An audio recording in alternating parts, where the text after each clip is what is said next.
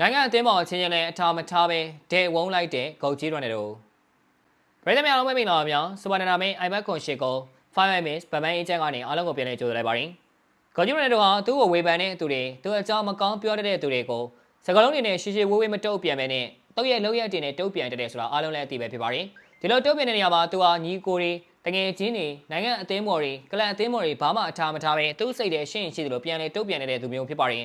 ဒီမနေ့ကစားခဲ့တဲ့ NSR အသင်းရဲ့ Sorry Bro ပွဲစဉ်မှာလည်း Ronaldo ဟာသူ့ရဲ့နိုင်ငံအသင်းပေါ်ဖြစ်တဲ့ Robin Neves ကိုအထာကျကျပဲထဲဝုန်းသွားခဲ့တာကိုမြင်တွေ့ရမှာဖြစ်ပါတယ်။ဒီပွဲစဉ်မှာ Ronaldo က NMR အသင်းကို9ဂိုးပြည့်နဲ့နိုင်ခဲ့ပြီးမပေးစရာထိတ်ဆုံးကိုပြန်လည်ကလန်းနိုင်ခဲ့တာဖြစ်ပါတယ်။ဒီပွဲမှာစေကြီး Ronaldo အနေနဲ့အသင်းအတွက်သွင်းဂိုးတစ်ဂိုးနဲ့ဂိုးဖန်မှုတစ်ချိန်ပြုလုပ်နိုင်ခဲ့တာဖြစ်ပါတယ်။ Ronaldo ကပွဲချိန်9မိနစ်မှာရရှိလာတဲ့ပယ်နယ်တီကိုကိုယ်တိုင်အဆုံးသတ်ပြီးအသင်းအတွက်ဥဆောင်ကိုစယူပေးခဲ့တာဖြစ်ပါတယ်။အဲဒီနောက် Ronaldo ဟာမာနီရဲ့သွင်းဂိုးကိုလည်းဖန်တီးပေးခဲ့ပြီး NSR အတွက်ကိုပန်ဆာရီယိုမာနီနဲ့မာတီနက်စ်တို့ကသွင်းဂိုးတွေထပ်မံသွင်းခဲ့တာကြောင့် NSR အသင်းလည်း9ဂိုးပြည့်နဲ့နိုင်ရရှိခဲ့တာဖြစ်ပါတယ်။ဒီပွဲမှာအသင်းရဲ့နိုင်ပွဲအတွက်လူပြောများစွာဖြစ်လာခဲ့တာကတော့ Ronaldo ရဲ့အောင်ပွဲခံအဖြစ်ဖြစ်ပါတယ်။များသောအားဖြင့် Ronaldo ကဂိုးသွင်းယူပြီးတဲ့နောက်သူ့ရဲ့နာမည်ကျော်ဆူဝီပုံစံနဲ့အောင်ပွဲခံလေးရှိပါတယ်။ဒါပေမဲ့ဒီတစ်ခါမှာတော့ Ronaldo ဟာသူ့ရဲ့ဆူဝီကိုမတုံးသွားပဲဂိုးသွင်းယူခဲ့ပြီးတဲ့နောက်ပယ်နယ်တီတောင်နာကိုပြေးသွားကဘတ်စကတ်ဘောပြစ်သွင်းတဲ့ပုံစံမျိုးအောင်ပွဲခံသွားခဲ့တာဖြစ်ပါတယ်။ဒါဘာကြောင့်ဒီလိုအောင်ပွဲခံရလဲ။တကယ်တော့ Ronaldo အနေနဲ့ဒါပြန်မဲ့အိမ်လေအသင်းရဲ့ကစားသမားဖြစ်တယ်လို့ပေါ်တူဂီလေဝိစင်အသင်းပေါ်လည်းဖြစ်တဲ့ Robin Neves ကိုတုတ်ပြန်လိုက်တာပါ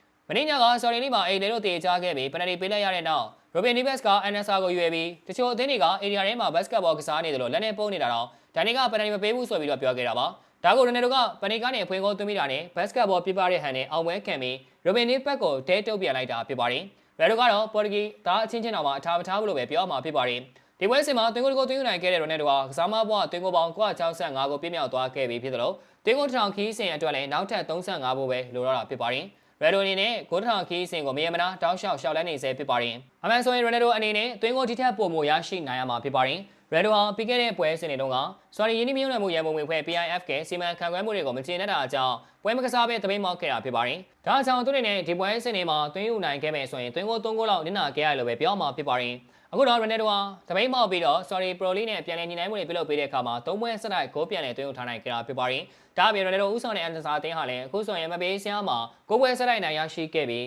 အဲ့9ပွဲထဲမှာ9ပွဲဆက်တိုက်ကလင်းရှိရရှိကမပေးစရာထိတ်ဆုံးကိုဦးဆောင်နေခဲ့ပြီဖြစ်ပါတယ်။ Ronaldo အနေနဲ့ဒီနေ့မှာသာမှတ်ပေးချန်ပီယံဆုကိုတင်ပိုင်နိုင်ခဲ့မယ်ဆိုလို့ရှိရင်ဒါသူ့အတွက်တော့တကယ်ကိုသမိုင်းဝင်အခိုက်အတန့်ဖြစ်လာမှာပါ။ဘာကြောင့်လဲဆိုတော့ Ronaldo ဟာမန်ချက်စတာယူနိုက်တက်အသင်းနဲ့တူအင်္ဂလန်ပရီးမီးယားလိဂ်ဂျပန်အသင်းနဲ့တူအီတလီစီးရီး A ရီယယ်မက်ဒရစ်အသင်းနဲ့တူစပိန်လာလီဂါဖလားတွေကိုရရှိခဲ့ပြီးတဲ့နောက်အခု NSR အသင်းနဲ့ပါ Sorry Bro ဖလားရရှိခဲ့မယ်ဆိုရင်ဒါသမိုင်းတက်ရှောင်းမတူညီတဲ့လီလေးကိုမှဖလားကင်မြောင်းနိုင်ခဲ့တဲ့ကစားမအဖြစ်မှတ်တမ်းဝင်သွားမှာလည်းဖြစ်ပါတယ်။ Ronaldo အနေနဲ့ Sorry Bro မှာရှုပ်တန်းစုအတွက်လည်းထိတ်ဆုံးကဦးဆောင်နေဆဲဖြစ်ပြီး Ivan Toney ကို2ဂိုးကွာနဲ့လိုက်လံဖိအားပေးနေဆဲဖြစ်ပါတယ်။ဂိုးကြီးကတော့ဒီရာသီကုန်မှာလည်းစံချိန်ပေါင်းများစွာထပ်မံရိုက်ချိုးမဲ့အနေအထားတွေကိုမြင်တွေ့နေရပါတယ်။ဘောလုံးစလော့ကိုယုံကြည်စိတ်ချစွာဆော်ကစားခြင်းမှာကဘိုင်ယိုကချပေးထားတဲ့နံပါတ်၄ကနေဆက်သွယ်ပေးပါခင်ဗျာ။ဟုတ်ကဲ့ပါဗျာဗီဒီယိုကတော့ပါပဲ။နောက်နေ့မှာလည်းအားကစားနဲ့ပတ်သက်တဲ့သတင်းကြားတွေကိုတင်ဆက်ပေးတော့မှာဖြစ်တာကြောင့်ကျွန်တော်တို့ရဲ့ page ကို like and follow လုပ်ပြီးဒီဗီဒီယိုလေးကိုလည်း share ပေးကြပါဦးလို့ပြောရင်းနဲ့ညီကုန်းချုပ်လိုက်ရပါတယ်ခင်ဗျာ။